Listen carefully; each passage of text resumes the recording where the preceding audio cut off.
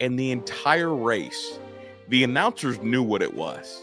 But you're just waiting because you don't know when Apollo's going to kick it into high gear, and watch how everybody else reacts to kicking it into high gear. Because before the race, he's yawning. During the race, smiling, sitting in last, because he knows that I'm just better than you. Blast him! I'm declaring that I've won this draft already. I'm Kris, that's Tyler. I had 2 energy drinks before getting on the show today, so I apologize in advance. Tyler's going to have to deal with me. I'm not apologizing to him. We do have a really loaded show. Tyler's done a great job in writing the show, but while you're here, make sure you like and subscribe, and yeah, help us grow. Tyler, what's up? I did not have 2 energy drinks. I have 2 children, so we are going in opposite directions, my man. Like 2 ships in the night. Fuck. Motherfuckers be exhausting.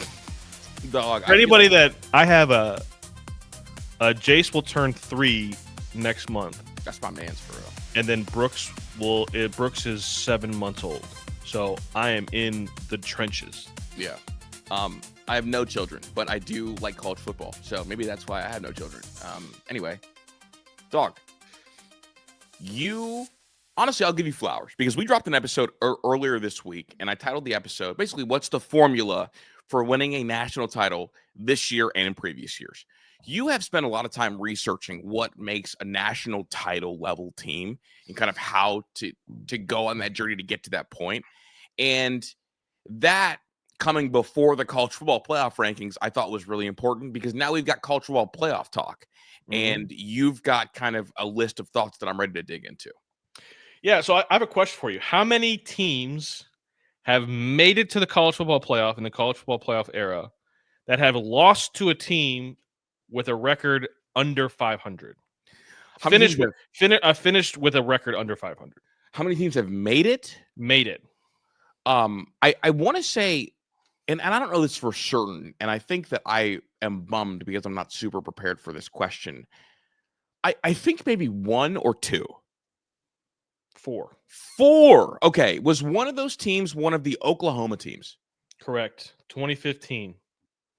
They lost to Texas. 2015. Okay. Checks out.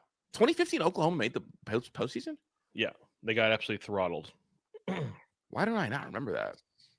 That was the year that Alabama won. Yeah, they throttled Michigan State. Yeah. Alabama beat Michigan State, and then Clemson beat Clemson won 2015. No, Alabama beat Clemson. No. What am I talking about? Are you thinking about 2015 or no? Yeah, 2015 Oklahoma made it. Unless my handwriting. Okay, so 2015 Clemson throttled Oklahoma and Alabama throttled Michigan State, and then Alabama ended up winning 45. That was the start of the 4-year war with Clemson and Alabama. I think, honestly, Tyler, I was so hurt that Ohio State did not get a chance to play for the back-to-back. I didn't watch the Clemson-Oklahoma game that year. Well, what's funny is there's the other team, one of the other 4, Michigan State also lost to a team that finished under 500. Okay, who did Michigan State lose to that year? Nebraska. That is right. Who made a bowl game at 5-7. Yeah. And finished 6-7. Actually, I do remember that, and I should have had that because I don't know if you co-sign this theory, but my theory is that if you have one loss, it is better to have a bad loss versus a good loss. And do you know why I believe that? Why? Because I believe when you have a good loss, you then fall victim to head-to-head rather than almost an excused loss. Michigan State was a very, very good loss for Ohio State that year, but because they had a good loss, they were naturally going to get compared to that team when it came to that last spot. And Michigan State having a bad loss gets excused because there's not a head-to-head measure. So I'd almost take a bad loss as long as it's close and respectable over a good loss in a 12-team playoff, sometimes in a 14 playoff. Interesting. Well, here we go. Because if you only have a bad loss, that means you beat all the good teams on your schedule. Yeah, I think if you're going to have I think your theory is correct if you have the one loss. Yes, the one loss. You can't have 2 bad losses. It's one loss. No, I'm talking about one loss, period. Oh, yeah. Yes, if you have one loss, period, I would rather lose to a bad team than a good team, because I know that head-to-head is going to end up impacting me versus that good team later on, where if you lose to a bad team, Tyler, you know what ends up happening? It gets excused. Alabama is ranked 4th. Why? Because Yeah. you excuse the loss to Florida State. That's a horrendous loss. So I wanna circle back to this because Okay. there's a team that I want to talk about that it falls in this category more so even than Alabama.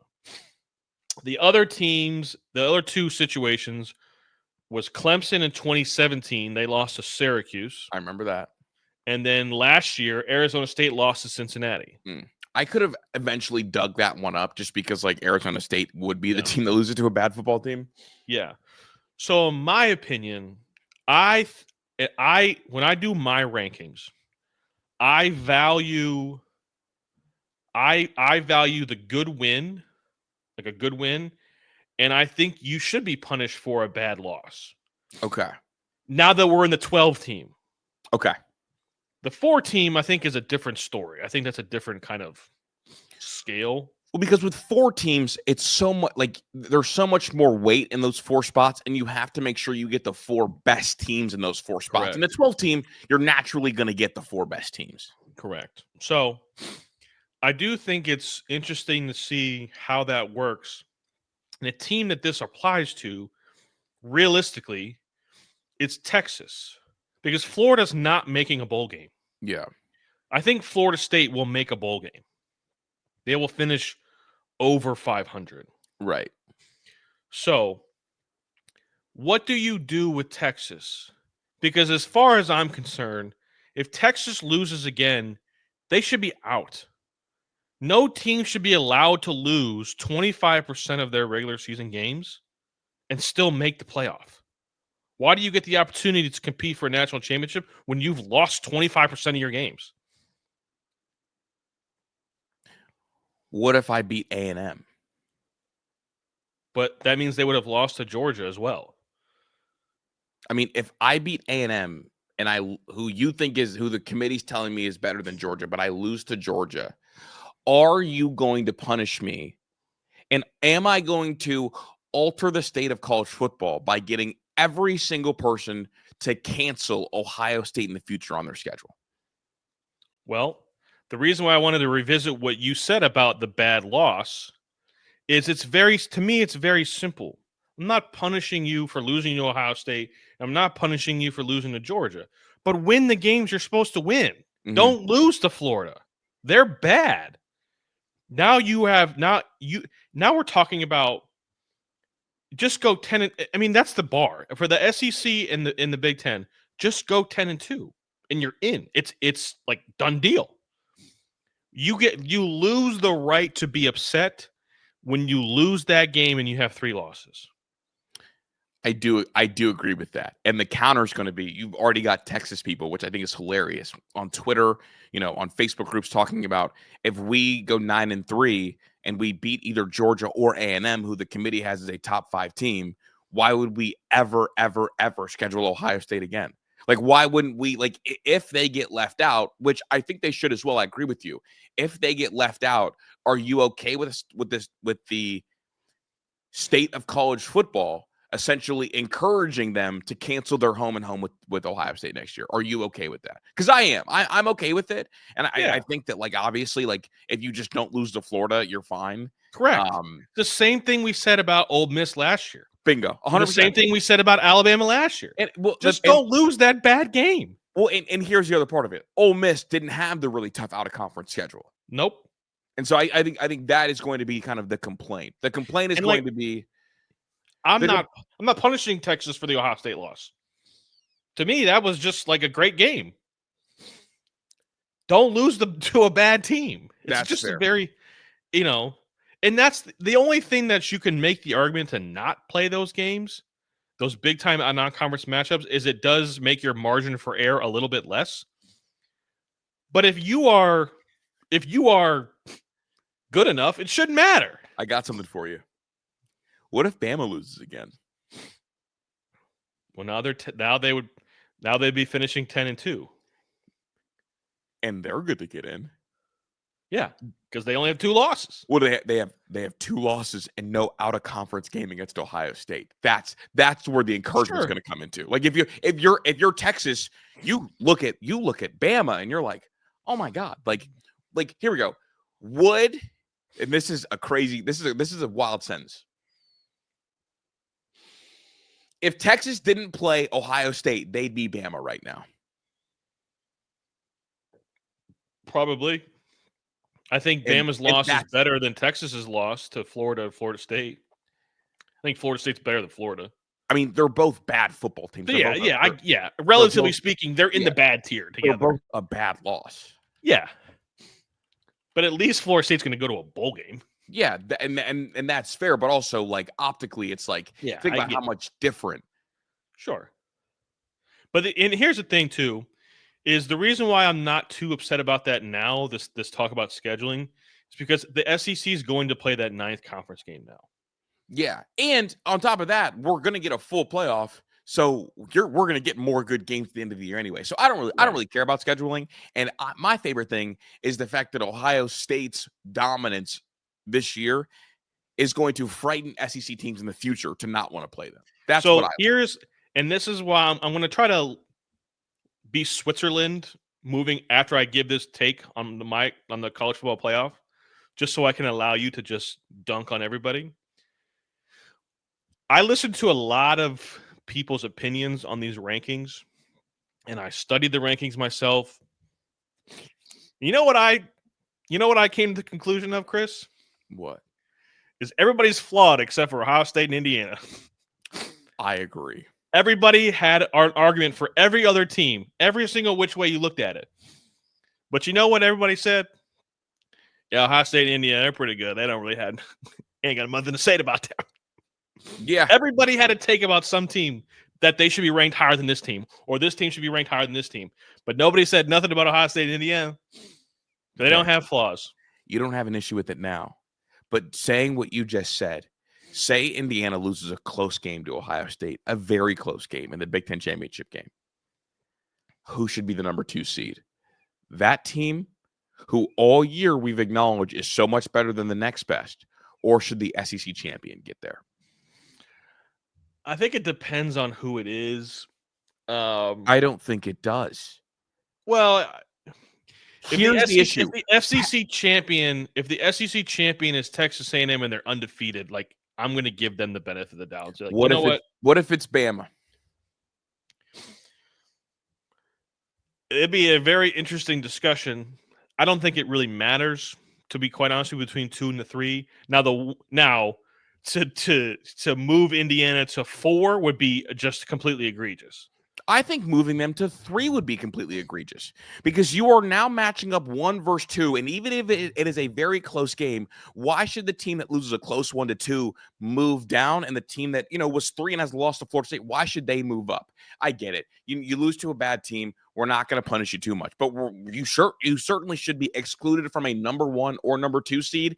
And the reason the committee is going to do it is because even though every major metric, even the ESPN FPI has Oregon as the 3rd best team, every analytic EPA has Oregon team number 3. Like there's 3 or 4 teams that are, top 10 in yards per game, opponent yards per game, points per game, opponent points per game. Like all of those metrics suggest that Oregon is better. But by having Oregon below BYU and Texas Tech in their first ranking, they're guaranteeing that the winner of the SEC title game has a significantly better win than Indiana's win, even though it was on the road against the 3rd best team in college football. So my issue with the ranking is you're not only packing in those SEC schools to force a switch late, you're also trying to sneak in Texas Tech and BYU ahead of Oregon, who all the advanced metrics suggest that Oregon is better than. And the other part of it is you want to apply analytics and eye tests,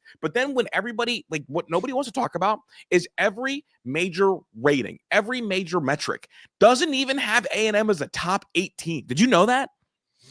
I knew that their offense is good enough and their defense is ass. If you look at EPA, if you look at FPI, if you look at SP+, they're between 7 and 10 everywhere. In fact, most of the metrics, like Texas Tech, even with their loss, Even with their loss, with their backup quarterback on their F game, they like them better than A&M.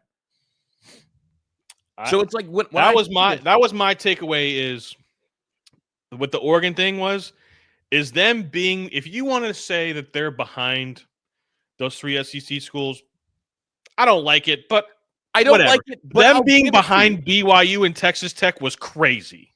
That was nuts. You can't apply metrics and analytics and eye test to 1, 2, and 3, and then or 1 and 2, and then to 4, 5, 6, and then not apply it to them.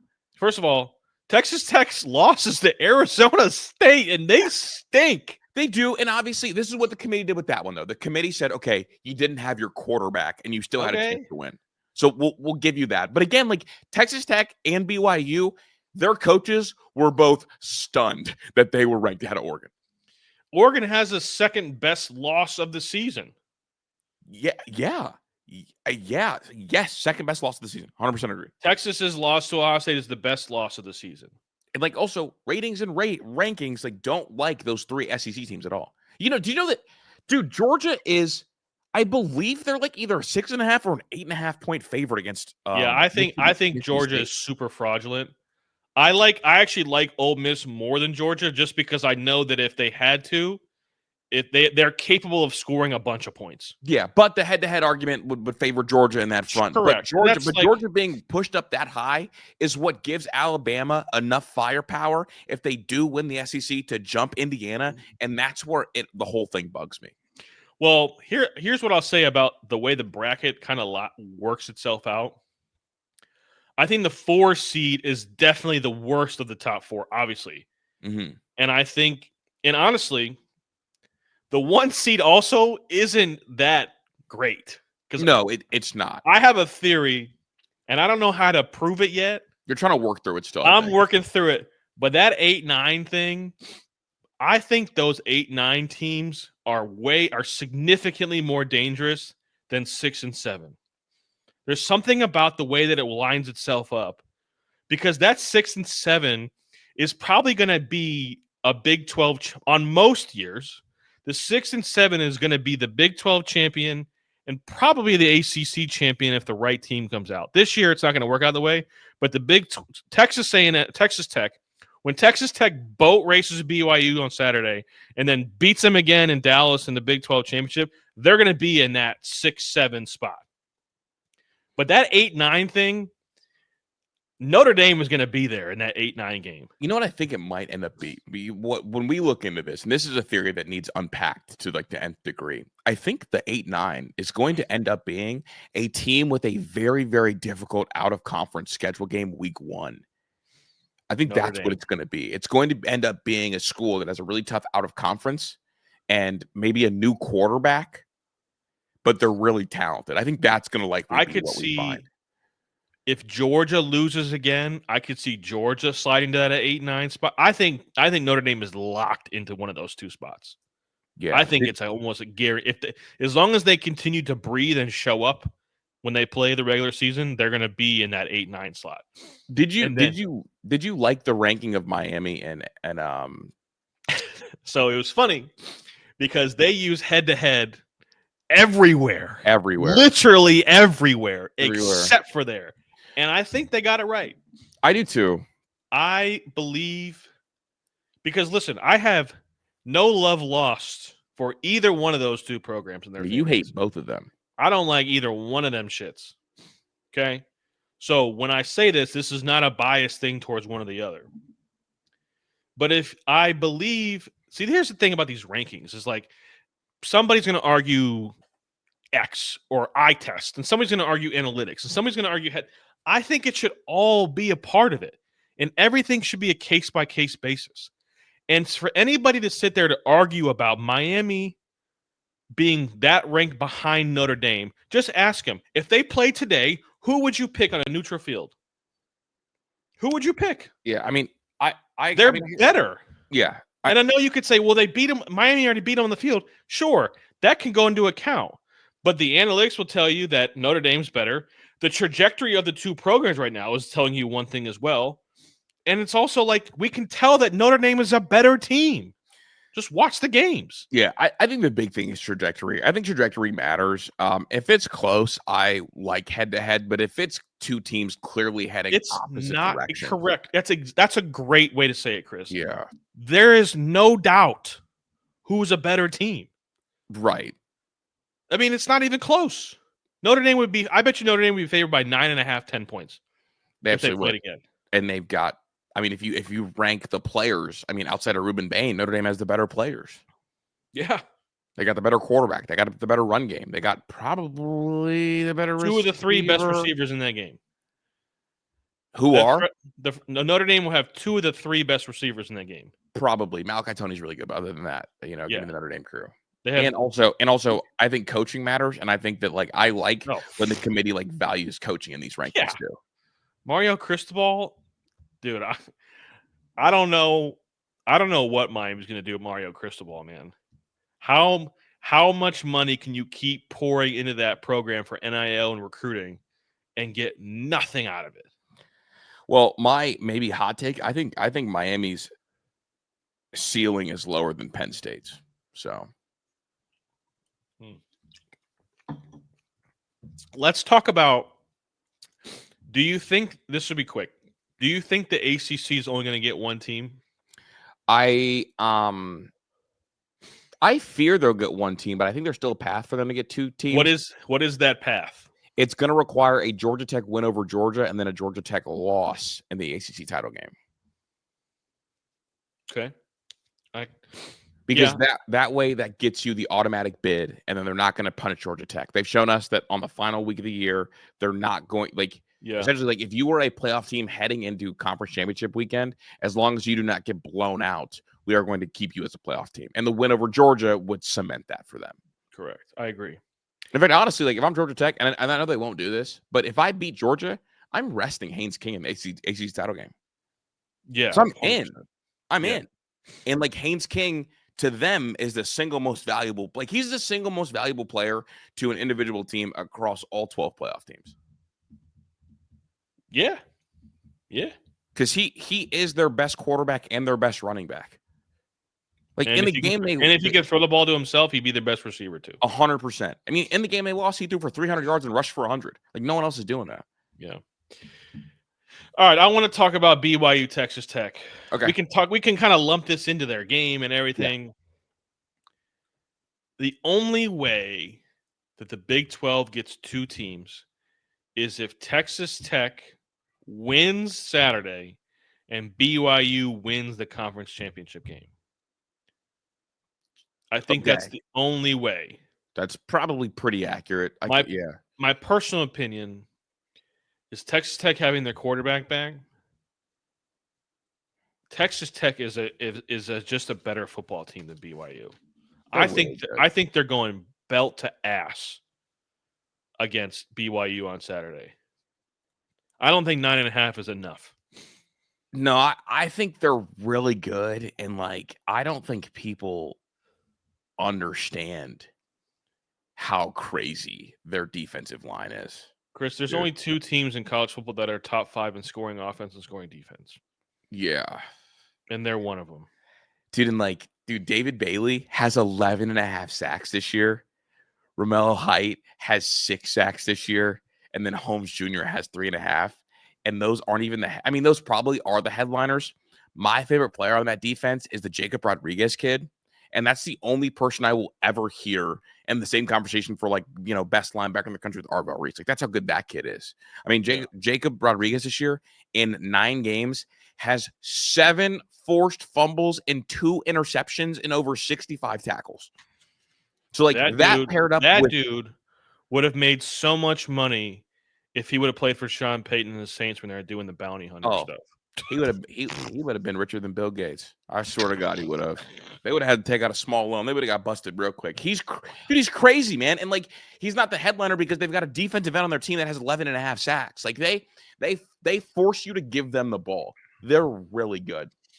Bryce Pollock as well. He's got 4 picks. So between one corner and one linebacker, they've got 6 interceptions and 9 fumbles. Yeah. or No, 7 fumbles. Yeah. I don't think this game's going to be particularly close. No, it's not. I think Texas Tech's going to win by 20 points. Okay. I think it's going to get really ugly. And here we go. I encourage everybody to go watch Texas Tech because they play like their mascot. They're guns out, roll the dice, let's get it going. They're fun and their quarterback's back. So yeah, I'm excited for that defense is a real defense. Like it's not a Big 12 defense. It's a real defense. Well, they hit home runs on defense. They gamble and hit home runs. It's actually awesome to watch. Like it's a fun. They're just a fun defense to watch. Yeah. So I do wonder because I put when I did my bracket, I put BYU in and I didn't feel good about it, and I feel even worse about it. Okay. I don't think there's a chance in hell that BYU can make it if they lose twice to Texas Tech. I probably agree. So if we're talking about one ACC team, one Big 12 team, Notre Dame, and a group of 5, that means there's 8 to go with the Big 10 and the SEC. And I'm going to let you kind of just talk your talk here, but what the committee did with all those 6-2 Big 10 teams is foul. Yeah, the Big Ten's only getting 3 in. So they're only going to get 3. I'm not. I have fought the good fight this year. I'm laying down my sword and I'm picking up the gun for the postseason. We're only getting 3 in, and I won't argue. But when we do bludgeon them, which we will, I will be back outside with the sword. I fought as hard as I could, Tyler. And the worst part about it too is now that I'm saying that out loud, that is the route for Texas to get in with a third loss. That's kind of what that's what they left the door open for. Because of the BYU Texas Tech situation. Like if you like everybody outside the SEC should want BYU and Texas Tech to BYU to beat Texas Tech in the Big 12 championship game. Or Georgia Tech to beat Georgia. Yeah. Because that's the only way you keep it in a 3-loss. To me, the reason why I'm fighting the fight of the 3-loss thing, because if you let all it takes is one time you let a 3-loss team in, and I think it opens Pandora's box to like, okay, when do you stop? Like, where does the lines get drawn? Well, I guess like it's not opening up Pandora's box all the way. I think that whoever gets matched up with a 3-loss Texas, if they do get in, they have a job for the sport to do. And that's to beat their ass. But the problem is like, not that I don't think Texas Tech is capable of doing this.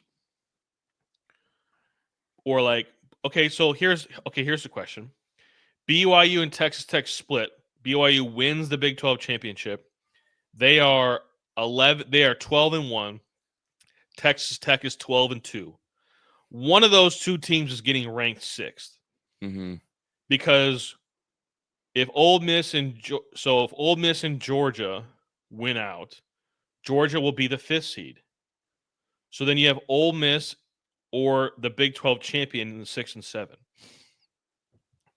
You'd probably want, because the Texas will be the 11th seed because they'll still be ranked above the group of 5. Yeah. Well, who's the group of 5 going to be? Memphis? It's either going to be Memphis or South Florida. Both unranked. Yeah, I don't want to get into that because, like, the thing is, bro, they could have just put them at 25, but they wanted to put another SEC school in. Also true. Like, what?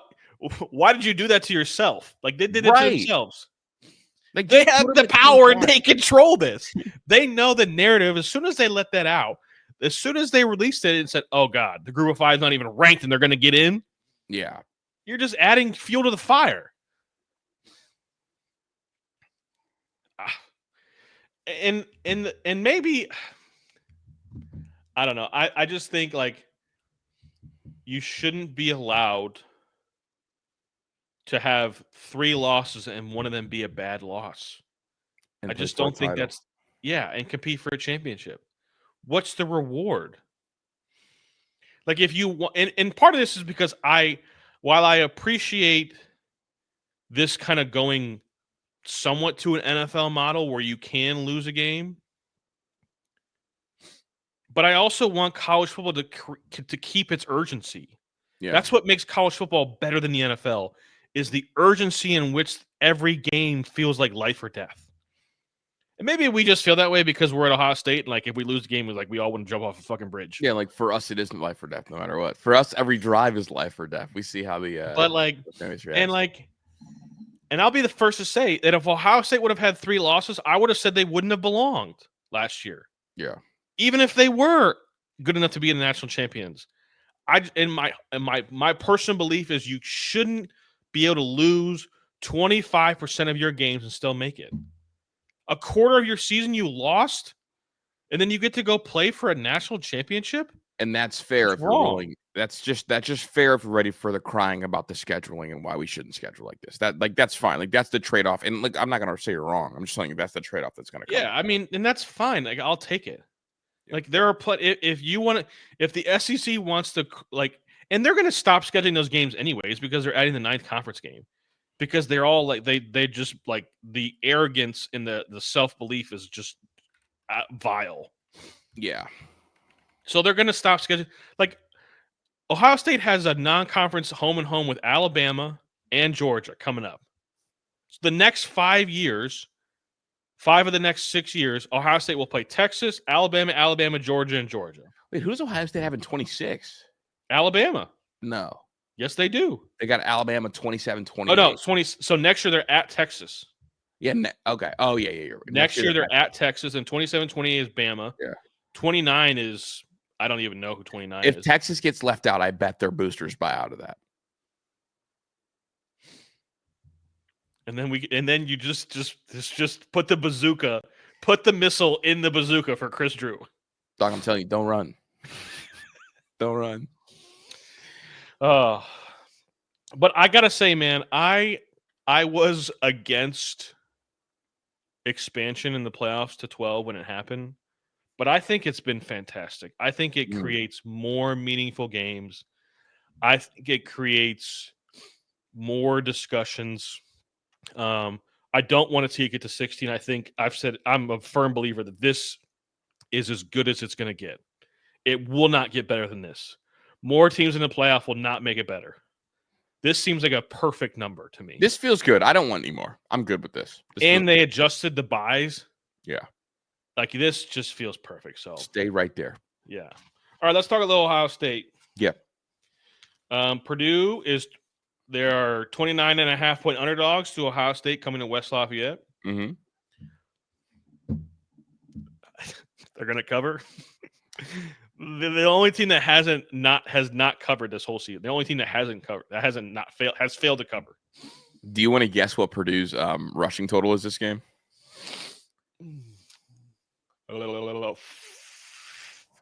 What was last week's? Penn State was finished. I got it at 120.5.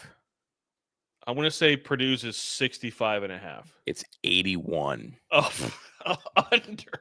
God. Oh, they're going to throw it 50 times. They're going to throw the ball 50 times. I know. They're not even going to run the ball. Dog, I'm telling you, dude. Like, I think that I love the under opponent bets just because like sack yards matter.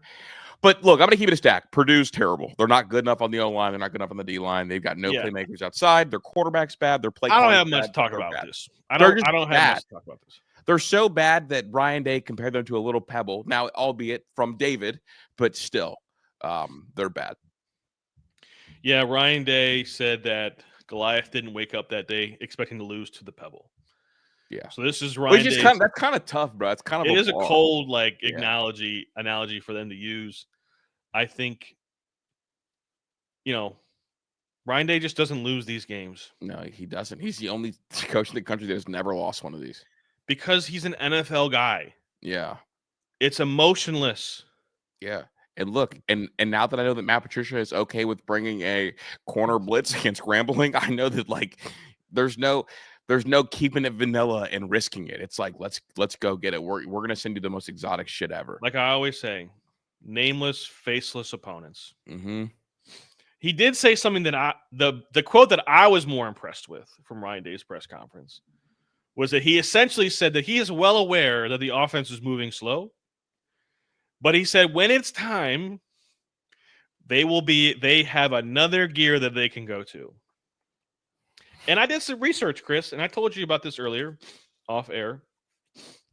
Of Ohio State's offensive possessions where they're actively trying to score, meaning they're not trying to just take a knee or Run the clock out. run the clock out. They're actively trying to score. Ohio State has had 71 drives of that situation where they're trying to score. They score on 66% of those. They've scored on 66% of those drives. They've had 3 interceptions. I believe only the 1 fumble. Mm-hmm. And so that would be 20 punts. That is 8.8 drives per game. Indiana, for example, the number 1 offense in the country, has had 84 of those drives. So 13 more in 1 more game. But they only average 9.3, so not that big of a difference in drives per game. They're at 74%.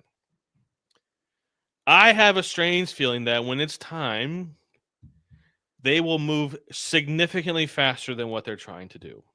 Yeah. And I also believe that this is the arrogance in me talking. The other 30% of the playbook that they haven't even unleashed yet, they're practicing those plays for when it's time. This offense is running in like, I think in the second half, the third quarter against Penn State, they were operating in like 4th and a half gear because Ryan was pissed off that they fumbled and it was 17-14. Are you into short track skating? Yeah, actually, I think it's pretty fun to watch in the Olympics. Okay. So what is it? Apollo Ono. Yeah. It's the I actually 5. had a picture of him when I was younger. My dad met him and got an autograph from him. Super sick. So short track skating, the 500 in particular.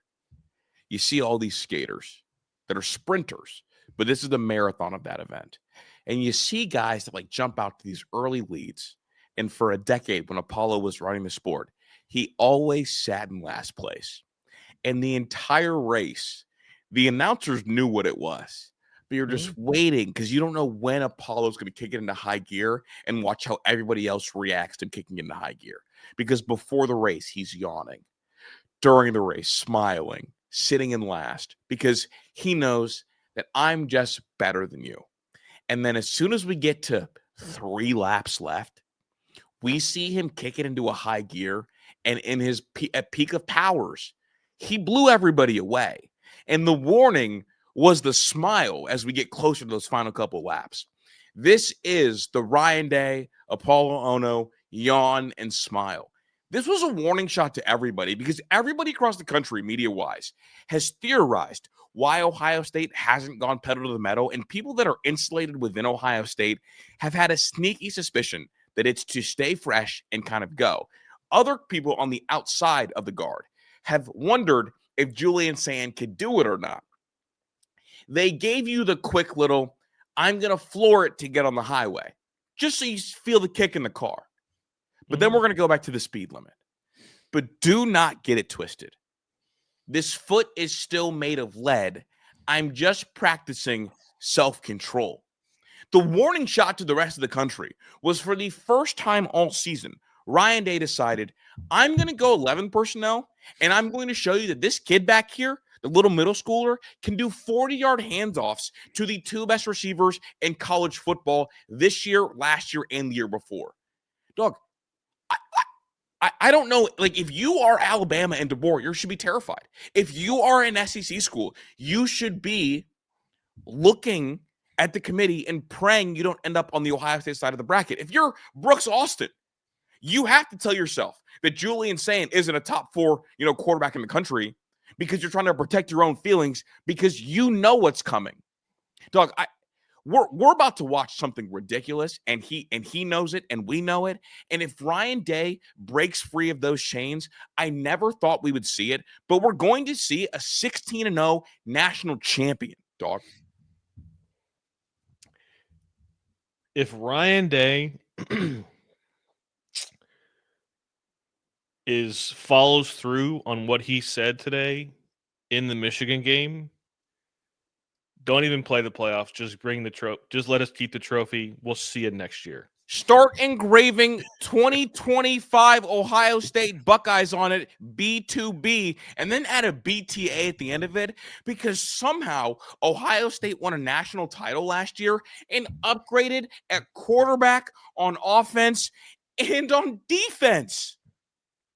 Dog, I've never been literally that the defense. When I said the defense is going to be better this year than they were last year, I don't think I'll ever be more right about something ever again in my whole life. That's the greatest take you've ever had. That is by far, not even close. That's your single best take, dude. Did you see the mock draft that came out on ESPN yesterday? Yeah, wasn't there 4 guys in the top 5? It was 3 Ohio State players top 5. You had Arvell, you had Caleb Downs, and you had Arvell Reese, number 2 overall. Dog, I'm saying, man, it's. I don't know if you've seen the meme, but it's like the silhouette in the door of the guy with the long jaw with the third leg, just looking in the room. It's like, don't run, like it's coming. Yeah, I think we're about to make that comment, dude. That comment literally, it made me like, I was like, oh shit, whoa, because I wasn't ready for that comment. I was like, whoa, he is not playing. Dog, Bama Willie read that comment and said, man, shit. He said, I don't give a piss about none but a soul. And Ryan Day is like, is he becoming a regular on Pat McAfee's show? He is now that they got rid of the Jerry Emick thing. Because he's relaxed. Mm-hmm. He looks like he's sleeping. Dog. Because he knows what's coming. If Tyler, me and you, we're about to go fight 30 crackheads. And the night before, we look underneath our bed and we've got AK-47s. I'm sleeping like that too. That was so violent. I'm just saying, bro. Look. Here's the thing, dude. Do you remember when Golden State made the NBA not fun? Yeah, when they had Kevin Durant, that shit sucked. Welcome back, Golden State Warriors. Welcome back, Michael Jordan. Welcome back, Nick Saban. And I just need him to follow through, because look, here's the thing. Like, he has the nice car. If you just hit the gas a week early, yeah, everybody should be terrified, man. Treat Michigan like a playoff game. That's the first playoff game. And they'll win. If he treats Michigan like he treats the playoff games, they're going to win by 3 touchdowns. I've never been more confident in a championship, dog. I just want to keep it a stack with you. Yeah. And maybe that's a bad thing. No, I'm there too. Like, I think there's so many things that he's doing right now that just are so elite. The fact that he hired Matt Patricia, and I think he may have done that because of his like New England obsession. Roots, that Northeast roots. But him ignoring all the signs about, Matt Patricia's experience in Detroit and blah, blah, blah. Like, I don't think we've ever seen an Ohio State coordinator look so happy. Matt Patricia looks like a kid in a candy shop. Mm-hmm. Because essentially, like, think about it. For a guy that loves calling defense, he gets to walk in a room where he's got Caden McDonald at one level. Then he goes to the next level and he has Sonny Styles and Arvell Reese. And then he looks again and it's like, oh, there's Caleb Downs back there too. Yeah. I can do anything I want to do. There's nothing that he can't do. I can call anything I want. And just anything you want. Just real quick, Doug. I just want to say it, bro. I think Caleb Downs is the best player he's ever had on defense, Matt Patricia. And I mean that with all due respect. Okay, maybe I'm jumping the gun a little bit, but you might be jumping the gun. I'm pretty sure there was some really good players for it. And I'm pretty sure we're gonna see a linebacker go number 2 overall in the draft. Stephon Gilmore was his peak at the Patriots. I mean, honestly, you probably go like Chandler Jones and like Jamie Collins, and is what I think about. Jamie Collins, his tenure in Cleveland, I think that guy sucks. Bro, he was crazy. I know he was, but I can't forget about this shit that he did in Cleveland. You're right. But I think it's point being, Ryan. We're getting the best version of Ryan Day, and it's funny because like obviously like after the Ohio State Michigan game, I called for his job because like that game means so much to me, and I'm glad that I'm not the decision maker. Yeah. So, all right. There's 2 other games I want to talk about real quick. I want to talk about this one first. Texas A&M -6.5 at Missouri. I think this is the upset game to watch.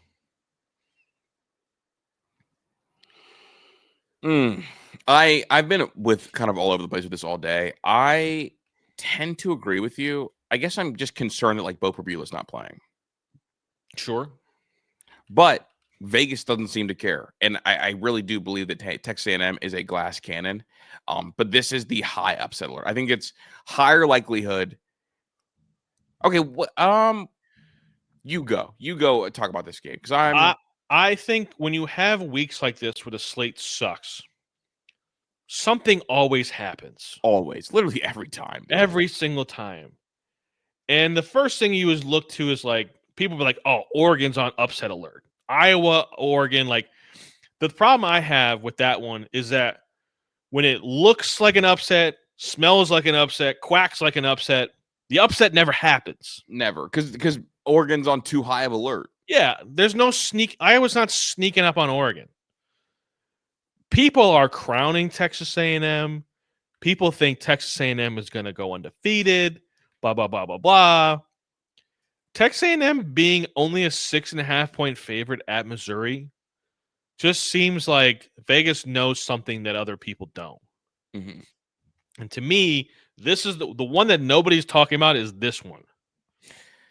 So it's going to be the Matt Zollers game, and he was a top 100 kid, top 10 quarterback in the country, class of 2025, 6'4", 214, really athletic, hyper competitive, big time basketball player.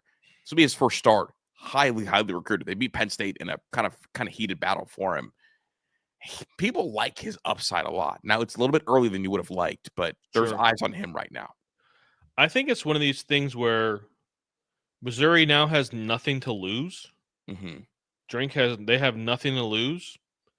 The only thing that makes me hesitant is like, does Drink have his eyes on another job, which could be a thing. So I just wonder. I think there is an upset alert. I think I'm going to take Missouri plus the points. Not sure I'm willing to say Missouri is going to win outright, but I think this is like, sirens going off. This is the upset game of the big games. Is my personal opinion. I tend to agree. Zollers last week threw for 138, so he wasn't great against Vandy, but second start. I tend to agree. Vandy's defense is better than Texas A&M's defense. Yeah, no, I know, a lot better. I'll take Missouri in the points as well. I like where you're at, and I think it would be incredible for the rankings. I want to see them try to reshuffle everything again. Yeah. All right, Oregon, Iowa. This is, to me, I just don't know. I watched a lot of Iowa this week. I think they have their tandem running backs is a top 5 running back duo in the country. Mm-hmm. And their quarterback also runs the ball at a serviceable level. And I think that is the biggest difference between this Iowa team and years past Iowa teams. Yeah. Gronowski being able to run the ball is a whole different game-changing aspect of this team. Because before it was like a statue quarterback.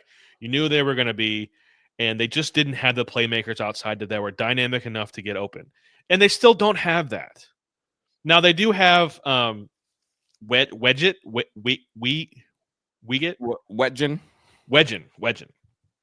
He's kind of a gadget player, but I wouldn't say that he's stretching the field like vertically, getting open. I don't think he's that type of receiver. Yeah, Vanderzee is their kind of Vanderzee is big play guy. He just got back. And I like him. I think in certain like goal line situations, I think he's a threat. I don't think he's running away and separating from an Oregon defense. But he's a contested catch monster. Correct. So there is that.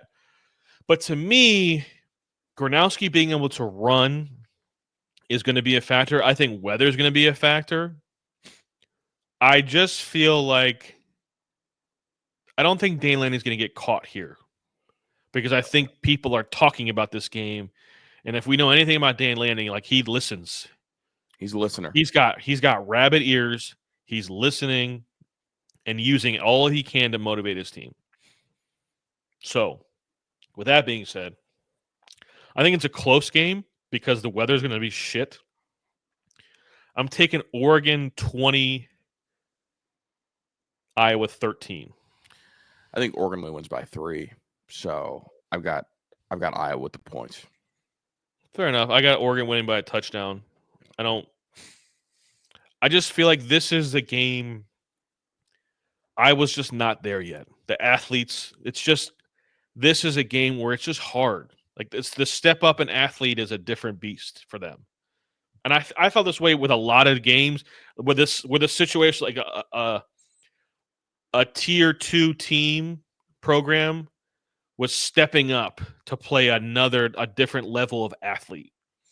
And it's hard. It's just a hard thing for them to do. I guess like Dante Moore just like the ankle and the weather. Like he only threw for 96 yards last week or 86 yards last week against Wisconsin. That was 2 weeks ago. That was a bye. They had a bye. 2 weeks ago. Yeah, excuse me, 2 weeks ago. And like I know like that was like shitty weather. Yeah, so they're gonna have back-to-back games with shitty weather. Yeah, and like Dante Moore like struggled kind of playing the shitty weather. Now he's from Michigan, so he should be better, but I don't know, man. Yeah, I do think it's interest. It's. I don't think it's gonna be a great game to watch from aesthetically. I think it's gonna be very Big Ten, and I like that. Well, I think the weather is gonna make it just kind of sloppy, and Oregon's gonna. The recipe for Iowa to win this game is that Oregon has to turn the ball over. Yeah, a muff punt to give Iowa a short field.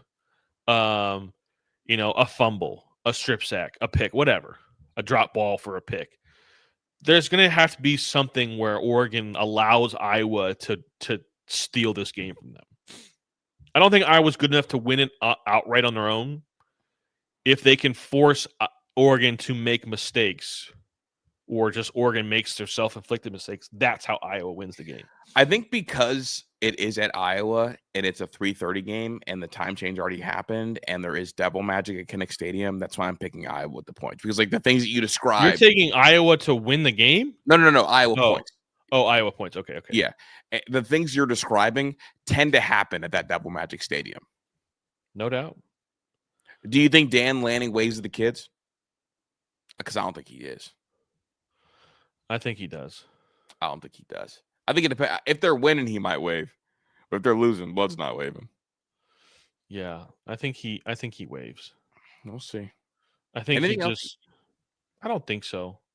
This is good. Yeah, have a little top 5 draft. I was gonna say, do we have a draft? Because I forgot.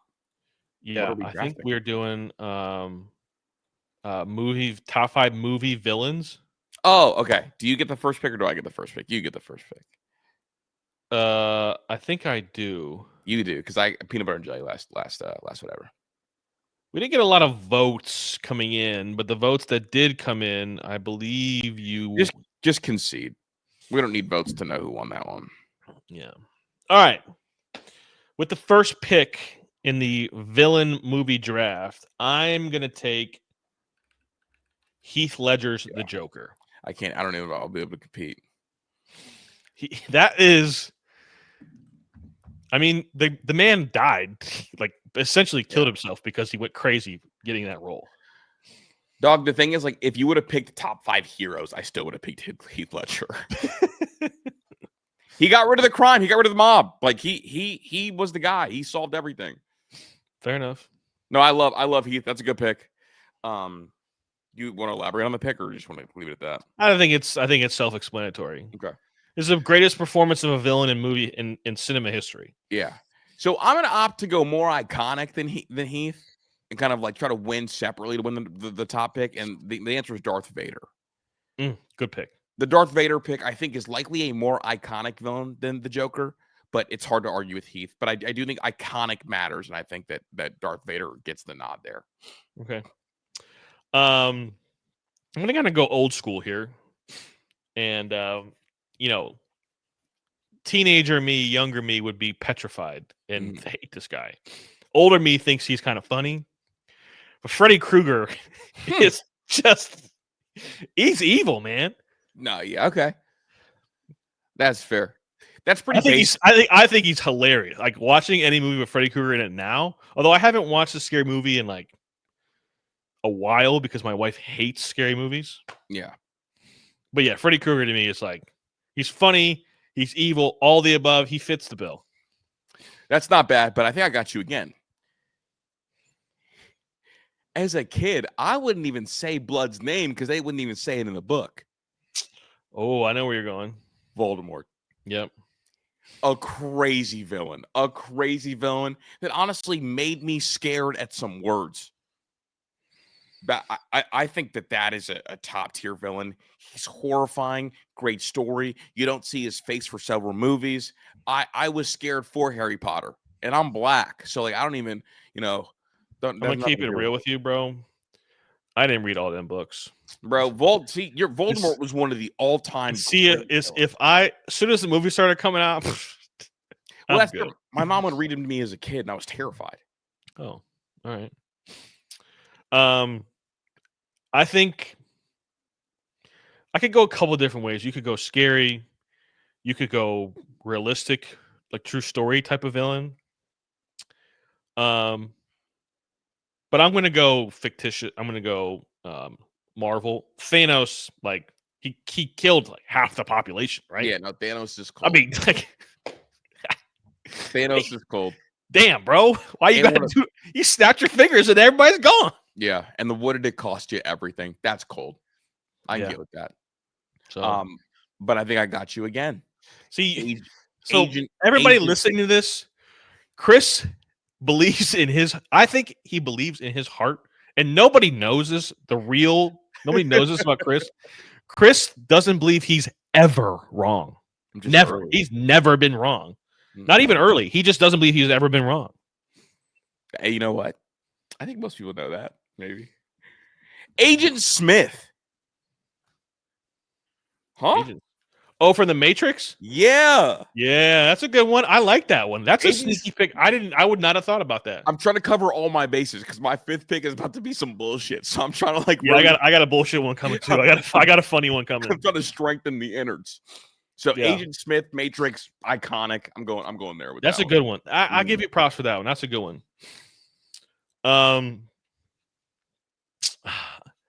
I think I'm gonna go a more serious one here. Hannibal Lecter is kind of fucked up. Like that's a bad dude, right? Mm-hmm. Like that dude had the first way ticket straight to hell. To like, and the devil was like, "No, you're gonna do some bad shit down here. Yeah, you're not gonna like your experience. You were bad." Mm-hmm. That's true. So that's Hannibal Lecter. Like I think that's another scary movie, but like he was bad, real bad. That is real bad. And we're sticking with only movies, right? Yeah. Okay. So can I say where I would have went if it was like more than movies? Sure. I would have went Joffrey here. Oh, because I hate Joffrey so much that I'll slap that actor in real life. Bro, did you hear the stories? He doesn't act anymore. Yeah, because people hate him so much. Yeah, I'm people. So I would. I'm people. I would have went Joffrey here if it was TV show. So I just want to throw that out there. My fourth pick is Alien. Is it actually a villain though? I thought so. I mean, like it's the antagonist for an entire series. But like, isn't Predator technically an antagonist as well? Like humans are, like they're against humans. Yeah, they're both. I don't know. Wait, what do you? Well, I'm talking about Alien from the movie Alien, not Alien from Alien vs Predator. Okay, Alien's in the spaceship with all kills the whole crew. Yeah, I guess. All right, that's fine. Didn't bang. That's cool.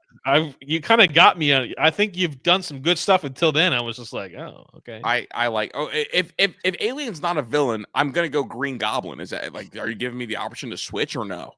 You could switch. Give me the Green Goblin. All because he smacked dude on the head and like sat down next to Spider-Man. I'm a Green Goblin guy. Iconic villain. All right.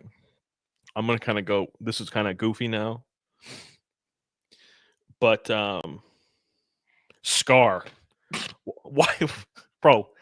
You killed your own brother? Damn. In the most disrespectful fashion. It's super disrespectful. Yeah. You are a sarcastic asshole. Yeah, bro. You're the worst, bro. You killed your own blood. Yeah. Because And then you were a jealous ran the pride hater. into the ground. You didn't even run the pride well. No. People were starving afterwards. You were real evil. Yeah. No, that's real evil. So, My final villain, bro, and you're just gonna have to let me have this. Droids, bro. Star Wars, bro. what? Top 5 villain ever. Dog, you've officially punted this draft. No, you don't understand. Droids are the most realistic human villain in any movie. I mean, look, they know what time it is. They know the Jedis are coming. You know what they say? I hate this job. Like I love the droids, and it's a selfish pick because I watch Star Wars for the droids. They're my favorite. I was gonna say General Grievous, but I already had a real Star Wars villain. But droids, blast him! Come on, bro. You fuck with the blast him. Here comes Yoda. Blast him! I'm declaring that I've won this draft already. No, I absolutely won this draft. Real ball Not even goers. close. No, I have the best villain. So like I automatically win. No, I don't know, man. My villains are crazy as hell, though. Like I think I boat raced you 1 through 3. No, you didn't. No, you didn't. Your first pick didn't beat my. You said my first pick. I said that your acting performance was better. My actual villain is better. What? It's not better than the Joker. My actual villain. All right, give me a Joker line right now from the Heath Ledger movie. 5, 4. Why so 3. serious? Is that more iconic than I'm your father? I'm your dad. I'm your pops. But he turned out to be a good guy. So was the Joker. No, he wasn't a good guy. He killed a lot of people and laughed about it. So did Darth Vader was blowing up planets and shit. And then at the end of his life, he turned to be a good guy. Who got rid of crime in Gotham Started his life good, ended his life Tyler, good. answer the question. Who got rid of crime in Gotham City? The Joker was still committing crimes. He was still killing people. No, he was killing the bad guys. He got rid of the crooked cops. He got rid of the mob. He got rid of the crooked politicians. He did more for Gotham City in terms of getting rid of bad guys. He was never going to be a good guy. All right, look, we're just going to have to agree that I'm right. I'm Kris. That's Tyler. Peace. Gotcha.